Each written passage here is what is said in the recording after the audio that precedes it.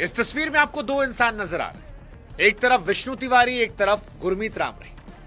विष्णु तिवारी वो इंसान जिसे गलत केस में रेप के आरोप में जेल भेजा गया और 20 साल बाद बेगुनाह कहकर उसे छोड़ दिया। जब वो लौटा तो उसके मां बाप मर चुके थे, जमीन बिक चुकी थी, जवानी सलाखों के पीछे खत्म हो गई थी और बाद में कोर्ट ने कहा कि ये बेकसूर था।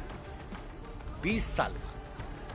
और इसी देश में ये दूसरे इंसान है गुरमीत राम रही। रेप केस में 20 साल की सजा तय हो गई है, आरोप नहीं है, केस में आरोप सिद्ध हो गया। पत्रकार की हत्या के मामले में उम्र कैद की सजा हुई, लेकिन साल 2017 से अब तक 16वीं बार पैरोल पर है। कभी 21 दिन की पैरोल, कभी 30 दिन की पैरोल, कभी 40 दिन की पैरोल, कभी 50 दिन की पैरोल। कभी चुनाव आते हैं तो इसलिए पैरोल, कभी सत्संग होता है इसलिए पैरोल, कभी खेती के नाम पे पैरोल। ऐसा लगता है कि जेल प्रशासन इवेंट मैनेजमेंट कंपनी है, या ये जनाब जो है ये कभी कभी जेल में आ जाते हैं, क्योंकि 400 से अधिक दिन तो बाहर रह चुके हैं और जेल से जब बाहर आते हैं तो गाड़ियों काफिला खड़ा होता है, इनके म्यूजिक वीडियोस निकलते हैं, इनका ऑनलाइन दरबार सजता है।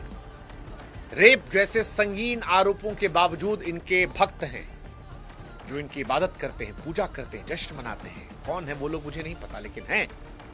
और दूसरी तरफ ये विष्णु तिवारी है। दोनों भारत के कानून के तहत गए।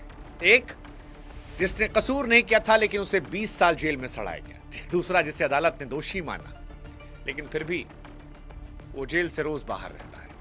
लोगों के मन में सवाल आता है, सजा है या वीआईपी मेंबरशिप? और फिर मेरे जहन में ख्याल आता है कि भारत में तो कानून सबके लिए बराबर लिखा गया, पर समझ में आता है कि सिर्फ लिखा गया, माना नहीं गया।